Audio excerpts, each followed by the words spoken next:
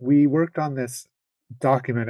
It's a set of recommendations and ideas for contract growers and for seed companies, but it's like a 15-page or so document advocating for just better pay across the board, but then like really zooming into sort of the particularities of stock seed work, for instance, and like how can seed growers be compensated for that work and that care, when that's asked of them as contract growers.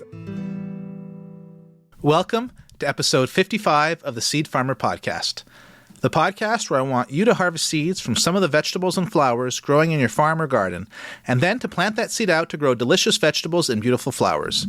If you enjoy the Seed Farmer Podcast and find it to be a good resource that helps you improve your seed work and farming, please support the show at spreadsheet.farm/support-podcast. I'm your host, Dan Brisebois, seed grower at Turnesol Cooperative Farm and author of The Seed Farmer, a complete guide to growing, using, and selling your own seeds. And have we got a cucurbitty conversation, or should I say a cucurbititious conversation? Cucurbitaceous? Anyway, we've got a great seed conversation today. But first, news. Julia Dakin from the Local Seeds Coalition shared this with me.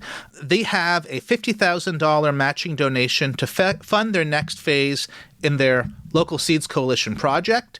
This is a campaign to raise awareness of the importance of seeds.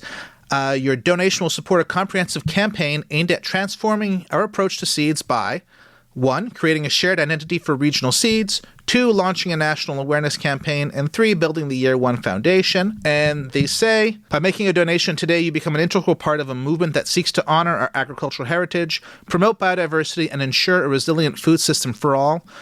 We can make seeds visible again and empower those who cultivate them. So you can visit localseeds.org to read the full proposal and see additional partners and project information. This project is sponsored by iFoam North America, and of course there's a link in the show notes.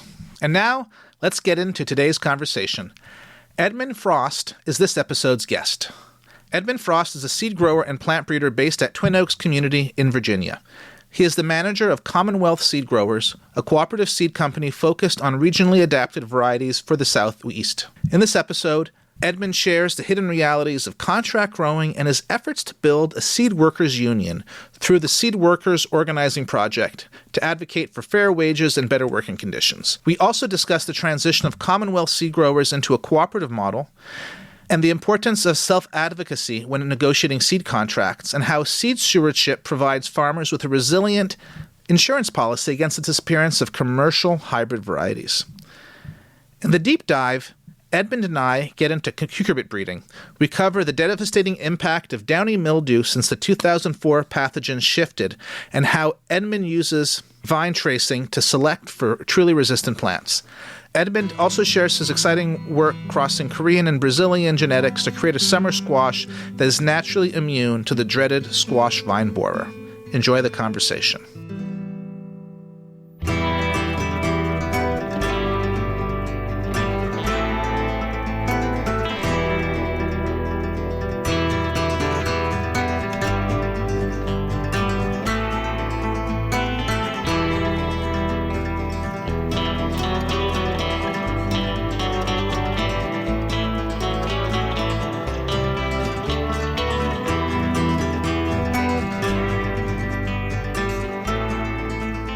Hi, Edmund. Welcome to the Seed Farmer Podcast.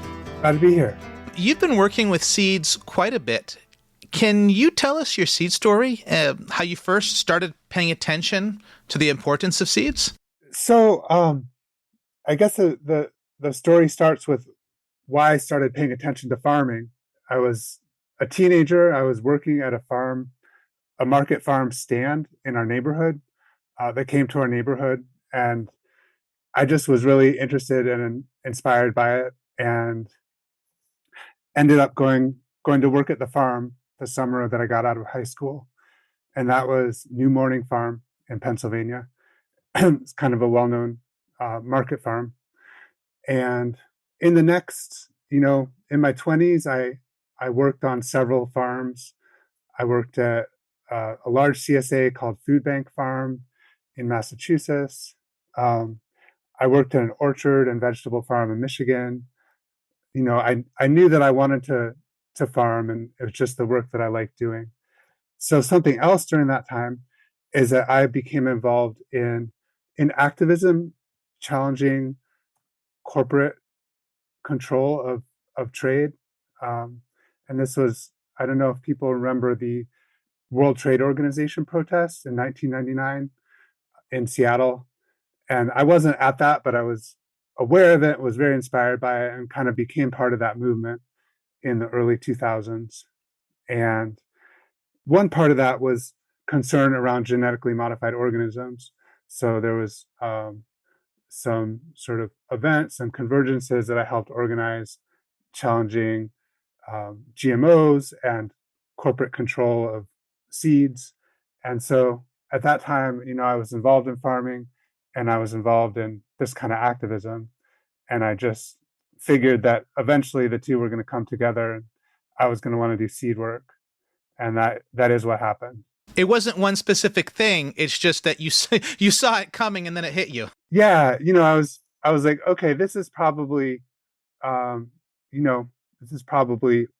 the way forward in terms of the work that I want to do, but I wasn't sure exactly where or how. But then I ended up, it was it was fall of 2006, and I kind of was trying to figure out what to do. I had been kind of living in different places for a couple of years, and I really wanted to do something more solid. And I ended up moving to Acorn Community, which runs Southern Exposure, because I was largely for the seeds.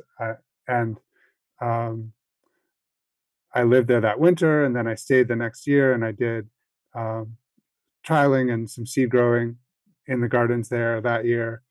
And then the year after that, I ended up moving to Twin Oaks Community, which is just down the road from Acorn and Southern Exposure. And Twin Oaks already had a small seed production operation, and the manager was leaving. So I was able to move to Twin Oaks and take over this small seed production operation. That was 2008. And then I was able to grow it, grew it up to, you know, 5 or 6 acres, and started growing. Initially, I was growing for Southern Exposure, but I also started growing for several other companies, and just really got into the seed production side of it, and I've been doing that ever since. Except that after a few years of it, I also started to get into more of the research and breeding and trialing. Now you're still living and working at Twin Oaks? Yeah, that's right. So I've lived in the neighborhood here since 2007, and the majority of that time has been at Twin Oaks. There was a period of 6 years when I was living at a couple of different collective houses in the neighborhood and not at Twin Oaks proper. Um, so but during that time, I was able to keep farming the same fields, and pretty much doing the same things. But I've been back at Twin Oaks community proper for almost 4 years now. And for people, just a little bit about Twin Oaks, it's an intentional community of 100 people, and it's income sharing, and it's been around since the late 60s. I think it's wild that Twin Oaks and then Acorn also are so involved with seeds. Why is that? I mean, it seems obvious to me that it makes sense, the same values. But can you tell us a little bit more why it's worked out that way? Yeah, I mean, I think the the first part of the answer is that these communities are part of the broader Back to the Land movement, and people who moved here initially and people who've come since, were really interested in agriculture and in being involved, in producing, being connected to the source of what sustains them. And so that's kind of the background. And then more specifically, Acorn bought Southern Exposure from its founder, Jeff McCormick, in around the year 2000. And it was fairly small at that time, and they have grown it since to be a lot bigger. And so, yeah, like the Twin Oaks seed stuff did flow from that as well. the seed production at Twin Oaks initially was producing seed for southern exposure, and then, like I was saying, I started adding other, um, producing for other seed companies and growing a business that stood on its own in its own right. Um, it's also, the business that I have, the seed growing business here, is a good fit for the community because um, some of the byproducts of seed growing can be fed to the community. The winter squash and the sweet peppers and the cantaloupes after you take the seeds out. Um, and also, there's infrastructure here to support it, and um, the costs are lower than, you know if I was to establish a farm just on my own. The costs are lower here for having a business. So what you've told us so far is about growing contract for other seed companies. I know that there's now a seed company called Commonwealth Seed Growers. And I do remember, this is probably when I first met you through the Organic Seed Alliance. One of the things that you'd often talk about was, I don't know if it's a power imbalance. I don't know if that's the right way to describe it, between, seed companies and contract growers, and how to keep more of that wealth in the growers' hands. I don't know, is this a fair question for me to ask you? Like, am I phrasing this right when I say this? Yeah, definitely. Then this is something I've thought about through most of my time as a seed grower in different ways. So Commonwealth Seed Growers started um, 11 years ago, maybe almost 12 years ago, and that was part of it. Was just let me back up a little bit. I was really interested in doing seed system work, research, and sort of like in-depth selection for stuff that would do well in our region, and breeding work. And what I was experiencing growing seeds for other companies was that there wasn't a way in the process for that to be valued, um, and for that information and those values to be transmitted to customers. And so, starting our own seed company, what the idea was that we would be able to communicate those values and that quality work to customers, and that they would be interested and would seek it out. Um, and I think that is all totally true, but it took a long time. So the other piece of it is that if you're just growing on contract, you're not in a position to be able to ask for the prices that you need to make it work. You might end up working on crops that you don't think are very interesting. You might think that there needs to be stock seed work or roguing done with a variety, and you put a whole lot of time into it, but then the seed company isn't really, whatever it is that you're working on with that, it's not really on their radar, and they don't, they're not really trying to pay for that extra work. So these are all challenges that I've faced as a contract grower that made me want to sell seeds more directly. But I'm also interested in figuring out ways that um, things can work better for contract growers still being contract growers, because I don't think it really makes sense for all of us to start a seed company. It really is a ton of work and a long road to make that work. So I'm still involved in efforts to make things work better for contract growers. I do want to ask you about that. Before we get into that conversation, do you want to talk about Commonwealth Seed Growers? Yeah. So, like I said, we started about 11 years ago. A lot of the concept is that I really wanted to focus in on quality regional seed work through trialing and selection and breeding. And I started it with three other people. And one of them moved away, one of them dropped out, one of them sort of is still involved, but not as much as they were at first. Um, so it ended up that for a number of years I was really doing the field work, and I was also doing contract production, but not really growing the project that much.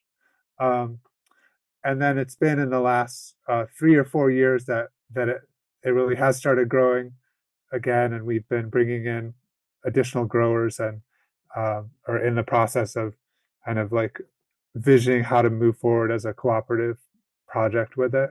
Some of some of the highlights of what we do is um, breeding, cucurbit breeding. It's kind of has been our specialty, um, especially breeding cucumbers and winter squash for downy mildew resistance. Um, and we've gotten a number of SARE grants to do that, and just kept at that, that breeding and selection and research work, and have now come up with a handful of new varieties that have downy mildew resistance and some other pest and disease tolerances that I think are notable and helpful to farmers in our region. So I'm at this point, I think we've got some good stuff, and I'm excited to get it out there to farmers and gardeners in our region. So is Commonwealth structured as a co-op then? So it was founded as a co-op, um, but like I said, the two of the original founders left the project, and uh, another of the original founders wanted to be involved at a lower level. Um, so it for a number of years, I just ran it myself, but involved, other growers were involved, but I was doing most of the work.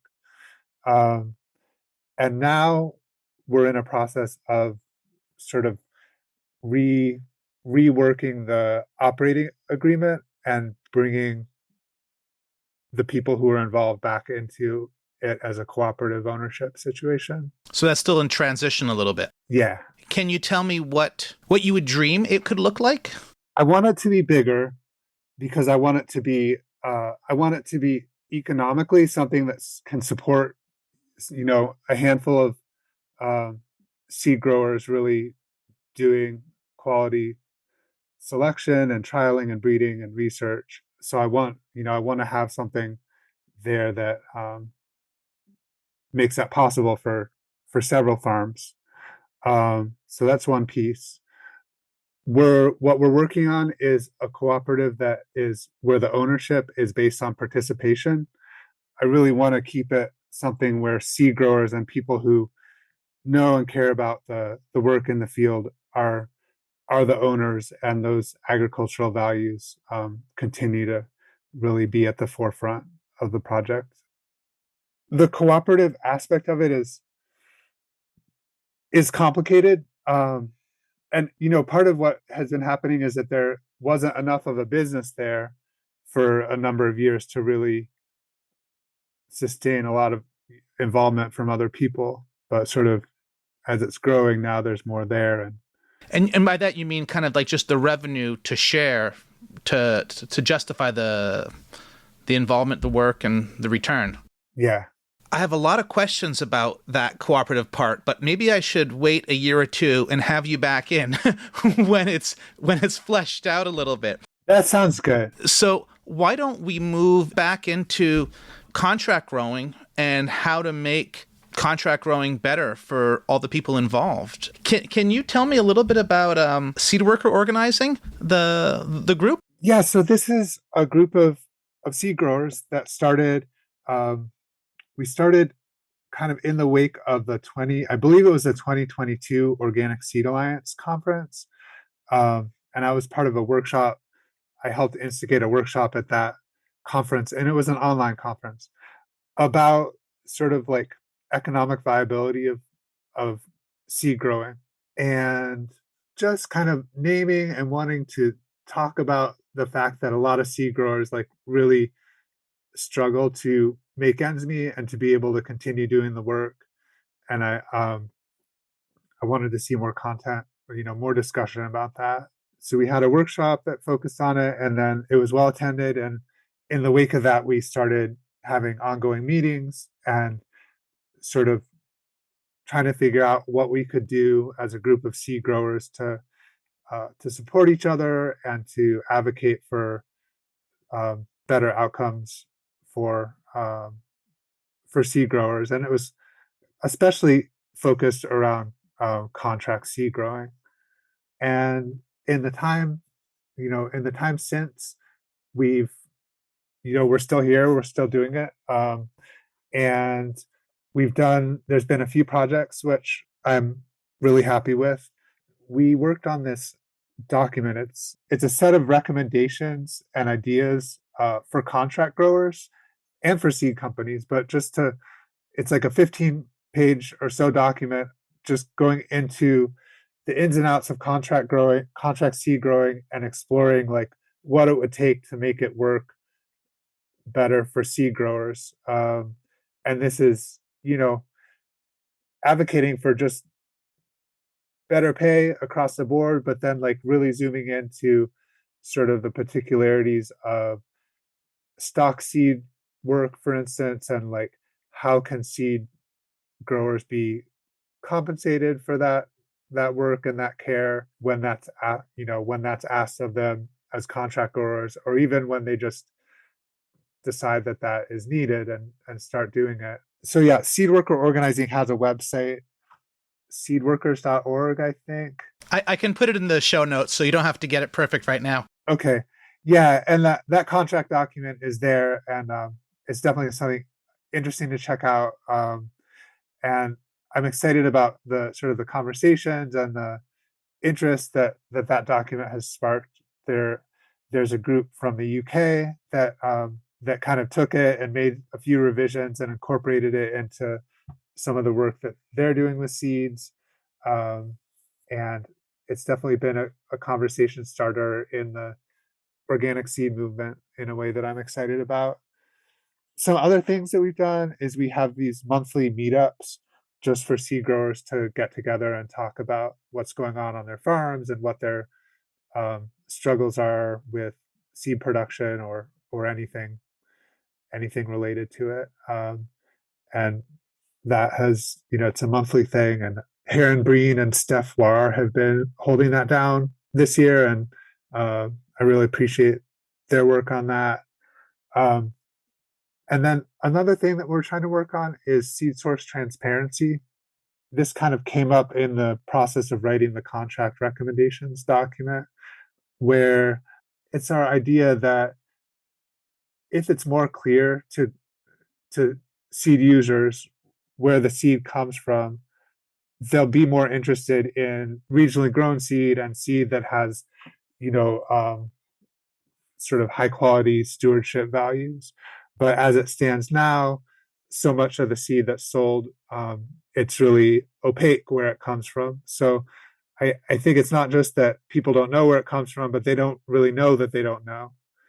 They think that it comes from the seed company that they bought it from, but they don't know that that seed company is getting it from all over, and the information about where it was grown and how it was stewarded isn't really being passed down to the customer. But it's our idea that if it is passed down, and if that becomes more of a value that people ask for, sort of the more of the quality work that we as growers are putting into the seed will be has a potential to be valued more highly. Yes, that's a lot that you're doing. How many folks are involved in the group? Half a dozen or so that kind of come to every meeting. But the meetups are 15 to 25 people. And the listserv is 90 people or so. And those meetups, they always have like a specific theme, I've noticed, and folks share their experience and help each other out on that topic. Yeah, we'll do topics like seed drying and storage, or we'll do isolation distances, or things that are kind of seasonal and timely. But sometimes we'll just have ones that are more open-ended, which is like, just come to the meetup and bring what you want to talk about, and we'll go from there. We're excited and welcoming to have new people join those, and there's more information on the website. We're also really interested and excited to have more people join sort of the planning meetings and the organizing meetings. I guess the way to do that is to join the listserv, and then information about those meetings goes out to the listserv. Now, I know a 15-page document is quite a bit to summarize in this podcast conversation. What are the one or two things that you would like our listeners to just think about in terms of seed contracts, to take away from this part of the conversation? I'll try to do one or two things, but it might be three or four. So just the idea that as a grower, you can advocate for what you need. You can have a dialogue about what you need in a seed contract in terms of price or in terms of sort of risk sharing. We were looking at things like, what if there's off types in the population and it ends up not being a good idea to save seed from it? Who shoulders that economic burden? That's like the kind of thing that we were looking at. Um, you know, and if the seed company provided it, that's, it's probably going to be the seed company, but it's good to work that out ahead of time, what the compensation will look like if there's a problem. But let's say that you just sort of informally worked it out with a seed company that you were going to use seed that came from from another seed company, and nobody had really checked it out, and then there's a problem. Then who bears that burden? Um, so just like looking at some of the details and being willing to um, just advocate for what you need in a contract or an arrangement. Unfortunately, sometimes seed growers will do that, and or they'll ask for a higher price that they need to do the production, and the seed company will say, okay, oh, we're moving on, we don't need this from you anymore. So that does happen. Yeah, I think just like being willing to think about and advocate for what you need, and also thinking about some of the nuance of what economic risk you're assuming, um, and how that's going to be handled and agreed on with the seed company. Have you gotten much feedback from actual seed companies about this work? Yeah. So we actually once we got the contract document done and started putting it out there, we really tried to outreach to seed growers, but also seed companies for input and feedback on the document. And we got a fair amount of feedback from maybe a dozen seed companies weighed in on it, and there was a lot of interest and sort of engagement from many of those seed companies. There's a couple that were just like, no way, this is terrible.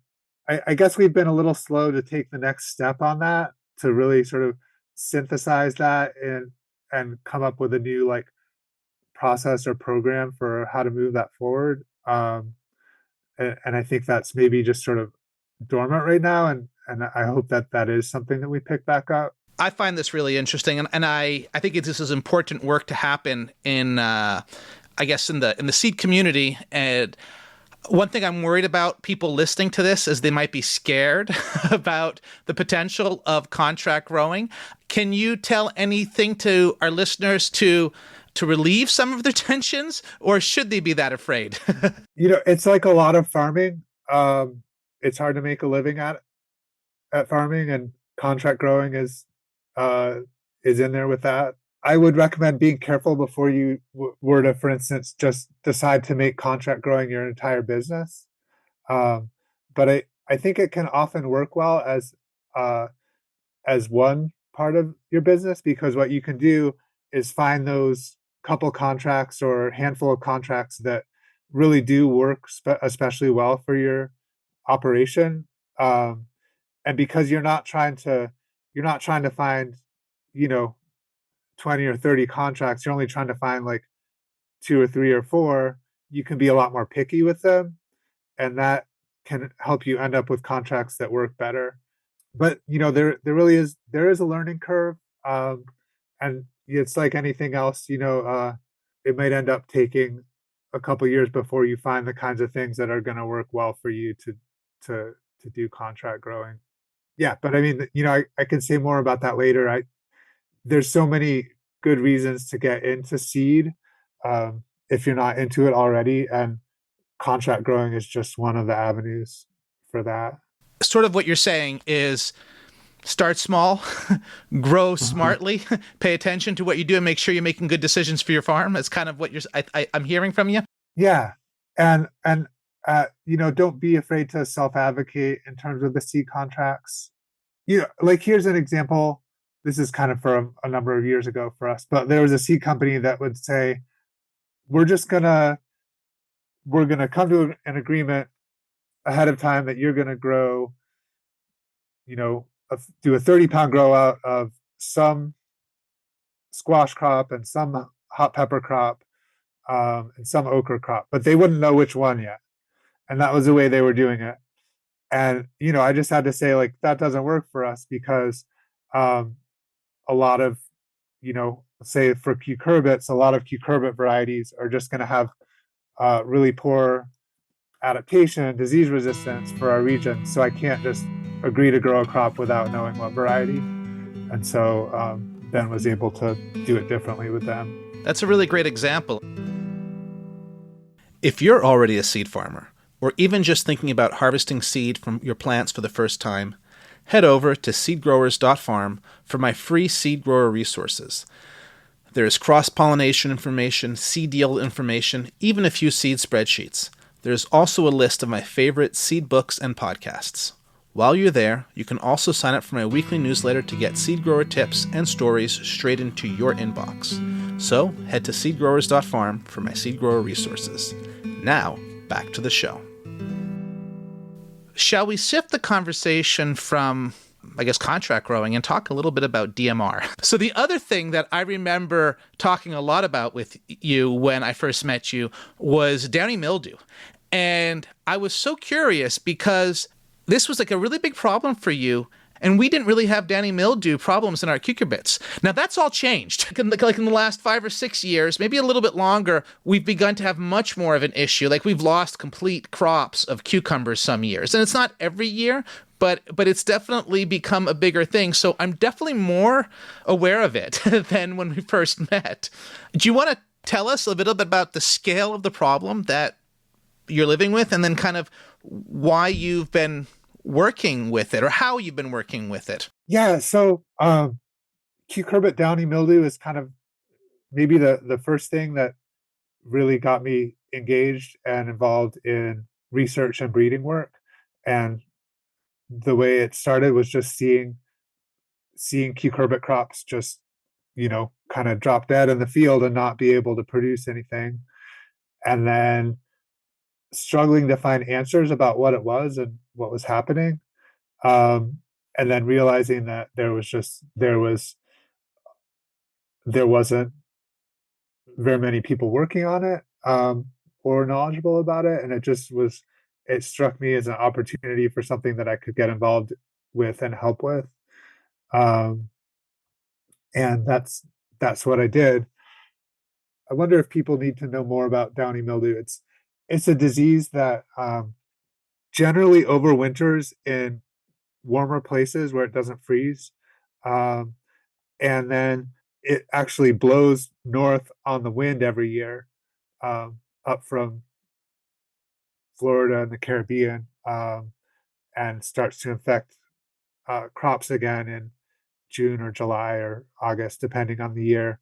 Um, it's possible that it overwinters in some greenhouse operations as well, further north. But it has become a much bigger problem in the last 20 or so years. And part of that is because of climate change and it being warmer further north. And part of it is because the pathogen has shifted. And there was the way that researchers talk about it is that there was a major shift in the pathogen in about 2004 that made most cucumbers susceptible to it that had previously been resistant. And yeah, because like there was a bunch of downy mildew resistance breeding efforts that had gone into cucumbers um, in the US in like the 40s and 50s, and most cucumbers incorporated some of that resistance material. But then in the early 2000s, it just that resistance started not working anymore for whatever reason. Um, and less is known about other cucurbit crops, squash and melons, like to what extent different strains have affected those crops differently. But I think what is true is that it is a big problem in all of these crops for a lot of people all up and down the East Coast and all the way, over into the Midwest and all the way up into to Canada now. It's not necessarily, it's a much smaller problem in the drier western parts of the country, although I've heard that it can be present in coastal areas out west. So what does a downy mildew resistant breeding program looks like? Can you walk us through, like, starting when you're trialing stuff and and for the steps after that? Yeah, so a lot of what it has looked like for me is just trying a lot of stuff and uh seeing what works, what plants survive. In some cases, there you have it, you found a variety that's great and you start putting that out there. But then often or additionally, you'll want a variety that has some different traits. So but that also has the disease resistance. So I've done crossing between varieties that have different traits, and then started selecting out of them just you know recurrent selection for the plants that have the best looking foliage and the best productivity. And I guess an important thing about the productivity is that when you have very high downy mildew pressure, it's so high that it can often just kill the plants or seriously impact the productivity or the flavor. Like cantaloupe melons, for instance, if they have a lot of downy mildew, they're not going to be sweet. Um, What does so you want to look at the foliage, but you also can looking at the productivity and the fruit quality can also be important indicators of downy mildew resistance. You want to kind of look at all those together. And so yeah, that's really what I've done is just try out a lot of different stuff and find varieties that work better than the other ones. And then some of those I just start working with you know, doing continual selection as is, and other ones I've crossed together and done selection on the populations. so you've trialed a bunch of varieties. Some have stood out in their resistance, and you've liked them as a variety, so you just started working with that variety, growing enough population and choosing the best individuals in it, and kind of just making it more adapted to what you need. And then, so that's one line that you're doing. And in some ways, that's a can be the easiest. And another, you choose a couple of varieties that have potential, and then crossing them together, or maybe crossing with something that you really like to make that one better. Yeah, and I could give some examples. I'll start with winter squash. What I found with winter squash is that, this is winter squash and tropical pumpkins, because what we think of as winter squash is grown all over the world, including in places that don't have winter, and it's called tropical pumpkin. Um, and what I tended to find was that there's a lot of good downy mildew resistant material among tropical pumpkins um, that did a lot better for us here than northern varieties. These tend to be machada squashes, machada species squashes. Almost everything I've worked with is machada, and most tropical pumpkins are machadas. But there can be things about the tropical varieties that aren't ideal, or aren't the right adaptation for where I'm at in Virginia. So they could be very long season. You might struggle to be able to mature all, all or most of the fruit of a tropical variety. You could have fruit splitting issues. That's something I've seen. Tropical pumpkins tend to be very large, and so maybe not what growers like. I think smaller fruits are more popular for market growers or CSA growers. You don't want to be putting a 12-pound squash in a CSA box. So I think the crosses I've made, and then to some extent flavor, although there are some tropical pumpkins that have really great flavor. Um, but the crosses I made, let's see. The first cross I made was Waltham butternut to Seminole pumpkin, which is a Florida um, variety. That was just sort of the Seminole pumpkin was like the first one I was aware of, and that has been a fruitful cross and project. I've been selecting out of it for like 12 years, something like 12 years now. Did you do manual pollination at the beginning to get your cross? So for that one, I didn't because I was just getting started and I didn't know how to do it yet. Um, for all or probably all the other crosses and populations, I have done manual hand pollination, but that one I didn't, and I just planted them next to each other and let them cross, and they mostly did cross. And the next generation, I looked for the ones that let's see, I saved from the seminal fruit as the mother, and then the ones that had the butternut shape, the next generation, I could tell were crossed. Um, so move forward with those. It's taken a long time to really refine this variety, and like I'm still doing pretty intensive selection with it, and like it has improved a lot even in the last few years. Especially, I think some of the earlier selections I made were I really focused in on disease resistance and then also eating quality, um, less so than keeping quality. So I've been really focusing on keeping quality the last several years, in addition to productivity and eating quality. It has, I've really gone for something that has good dessert quality that I think could stand out. I think it's something you can take to market and say this is a South Anna squash, and people will want it because they'll know it has good eating quality. How many plants are you growing in one of your grow outs when you're selecting? So this year, with South Anna, I think we did 5 230-foot rows of just seed production.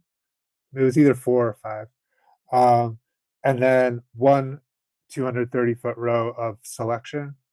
Um, so I think that looks like 80 or so plants, 70 or 80 plants that we were, that we're doing the more intensive selection with.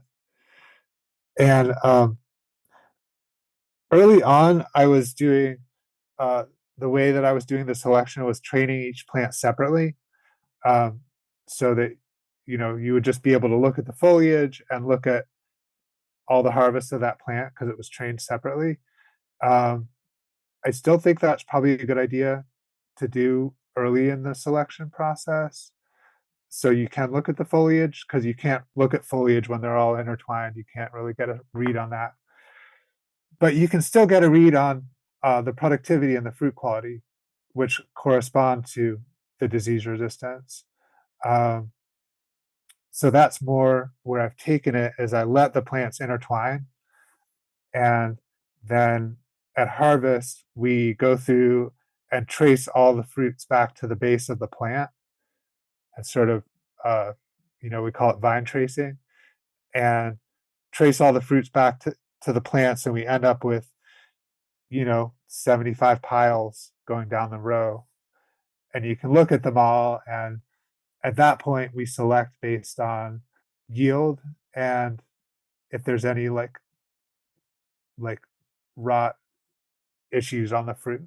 So this year I think we picked like about 30-35 plants that were at that stage that had good yield and good looking fruit, and we put those in boxes and bring them into storage. And in early January I'll go through and do a keeping quality evaluation, and then the ones that do well on that will get an eating quality evaluation. And I just think it's powerful to be able to really, or maybe essential to be able to look at it plant by plant instead of fruit by fruit.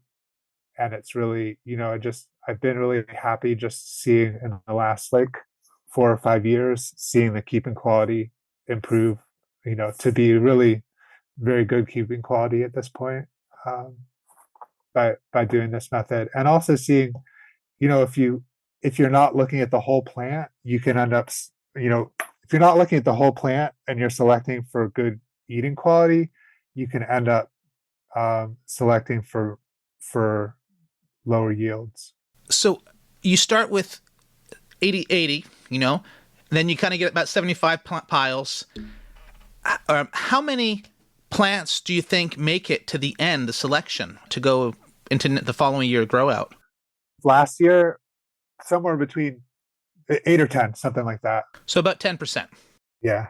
And at this point, you're selling that variety as a named variety? Yeah.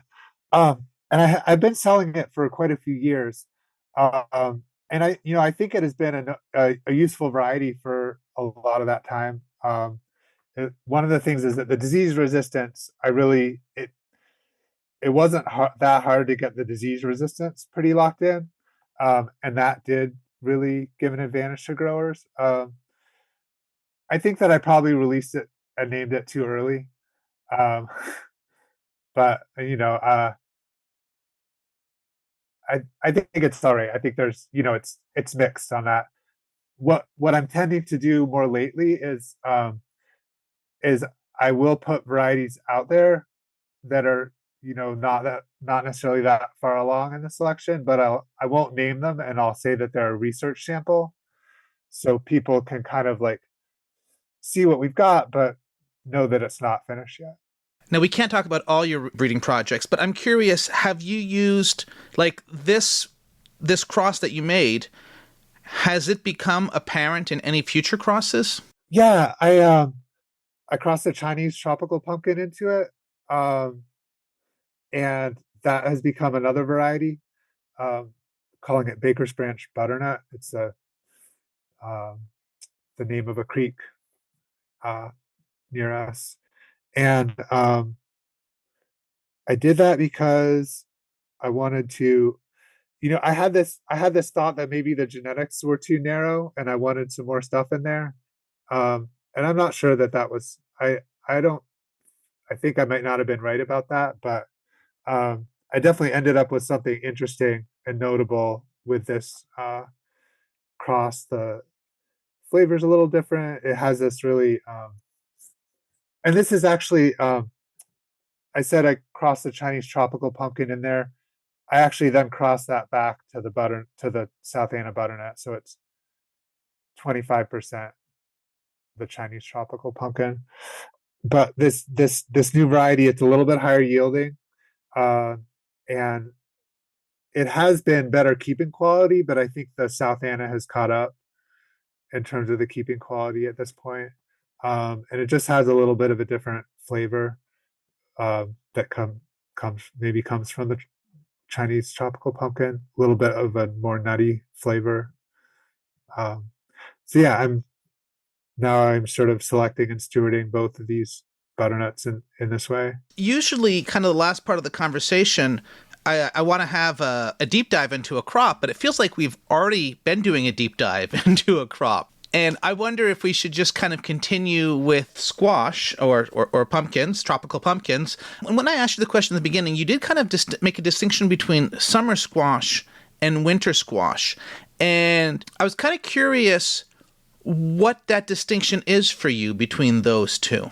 Yeah, so for a long time, I was really just working and focusing on winter squash, and I wasn't really sure where to start with summer squash, or I just hadn't wrapped my head around it yet.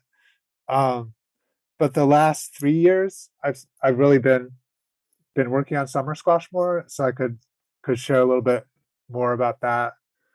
Probably the biggest problem with summer squash here is the vine borers. Um, do you guys have vine borers? I think we're starting to. I don't work in our squash fields much, so I don't know what the problems we have are in those in that part of the farm. So yeah, vine borers is a really central problem. Downy mildew also a problem. Um, there's some kind of wilting diseases. Maybe it's bacterial wilt. So what I've been interested in working on is, I guess really focusing on the vine borer resistance. And most summer squashes are Cucurbita pepo, and they generally bush type Cucurbita pepos.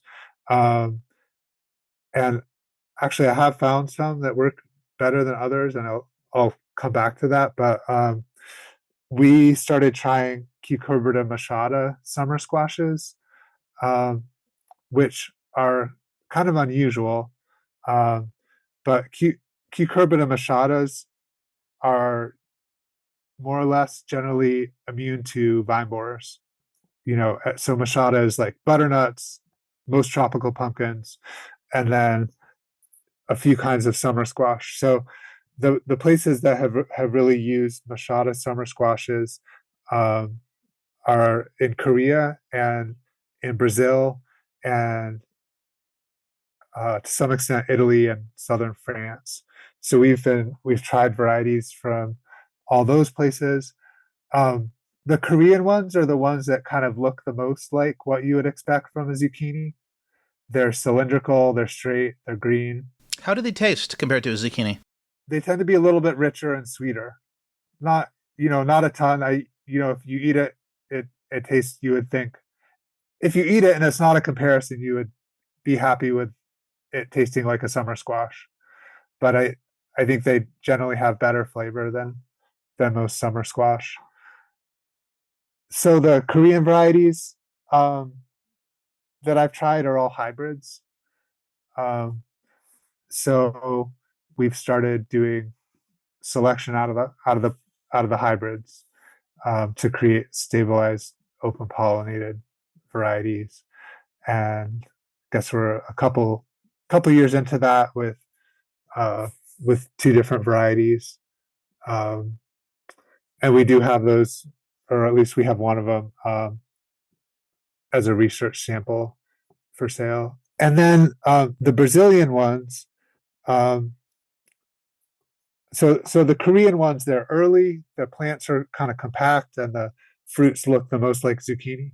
But the plants tend to be not particularly downy mildew resistant. They tend to be kind of not the strongest plants. Like they last longer than a bush type cucurbita pepo for sure, but um, the the downy mildew will get to them. The Brazilian ones have better resilience and foliage and disease resistance, but they tend to be a good bit longer season. So the thing I'm excited about now is a cross between the Korean and the Brazilian. And it's interesting, actually, the cross I'm working with, it's got sort of a variety of shapes and it's green and white striped. I think they're really nice, attractive, but some of the cooks at Twin Oaks don't necessarily like know what to do. They don't recognize them as a summer squash. I have to kind of like show them. Could people just use them like a summer squash? Is that kind of the answer, or is that a different? Do they cook differently? Oh yeah, you can just use it like a summer squash. I mean, I think the flavors is it. I think it's like an especially good summer squash. Um, but there is this factor of like this initial population looking different from most summer squashes, and so the cook's not necessarily knowing what to do with it at first. And I think that would translate to like potentially like customers at a farmer's market not knowing what to do. But at the same time, people might be interested in the novelty. Um, and then once you do cook with them and try them, they're summer squash. But that said, I want stuff that is in that category, but I also want to be breeding stuff that looks more standard and that people will just sort of like look at it and be like, oh yeah, that's a zucchini. I know what to do with that. So I want both of those outcomes. I think so. I have so many more questions about the squash, but we're going to save that for another conversation. And I'm going to move into the wrap up questions. So, what would you tell your younger seed growing self? I would say that seed growing is a really fun and exciting thing to get into. Uh, I would say maybe I already covered this, but maybe wait a little longer before naming and releasing varieties. Um, I would say to be just, I think there's been times when I've wanted to do to I've made selection choices before I really understood a variety. But you just want to be careful to get to know a variety before you um, start doing heavy selection work with it. And I think those are the main things. I wonder if it would have made sense to wait longer before starting the retail project. Um, but I'm happy with how it's gone. What would you say to market growers to inspire them to start growing seed? I think that okay, market growers have so much to do and to wrap their heads around. And, you know, I think that seeds can feel like just one more thing when you're already doing too much. And I totally understand that. That said, I still think it's important and beneficial to do that. And one of the reasons is um, just to have a better understanding of seed stewardship and seed sourcing can allow you to source better and more suitable seeds for your farm, and to ask the questions about the sourcing and the stewardship that's been going into the seeds that you're using. um, it's it's just a really, I think that can help market growers in terms of uh, seed seed saving and stewardship. I think there's a lot of cases where um, you can really steward and select and improve a variety for your farm in a way that's going to have tangible results just within not that many years, 3 years, and you'll end up with something that's just going to be more productive, going to have less splitting if it's let's say a tomato. I've done there's some of the tropical pumpkins I was talking about earlier that had splitting issues. I've selected against and really improved them to where I think they're really strong varieties, and that kind of work is doable and accessible to market growers, and I think it will help. It can tangibly help, uh, but also working with seed can help uh, with my first point of sort of understanding seed better and being able to um, make better choices in the sourcing. And also, it's really fun work. Um, and then beyond selection that's going to work for your farm in the short term, be having varieties that you steward and hold on to really adds resilience.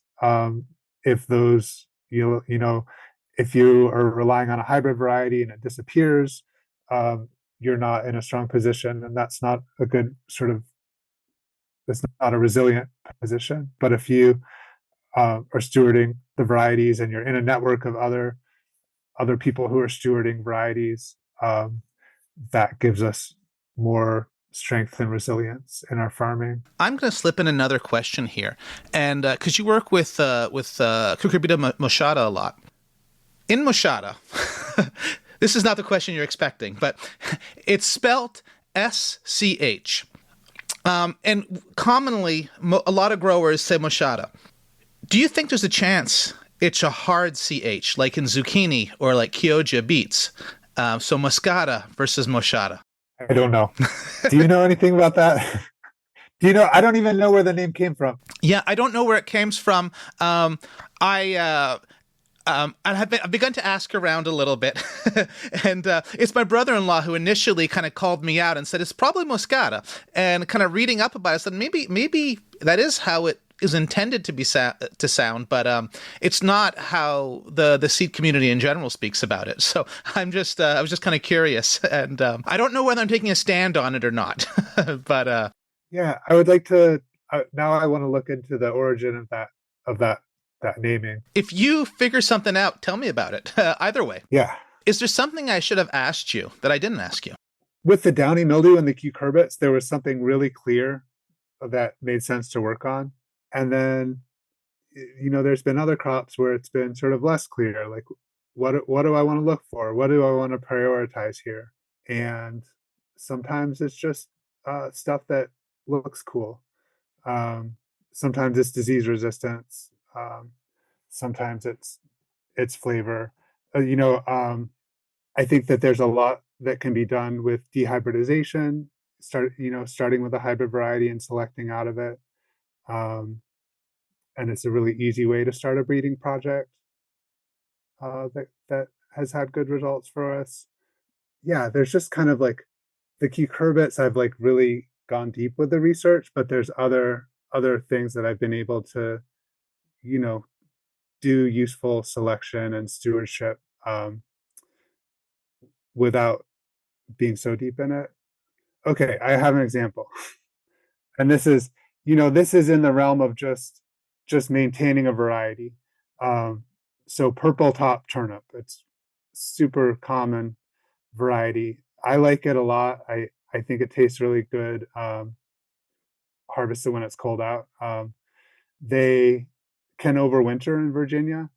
This kind of is a little borderline without row cover, but with row cover, it's no problem.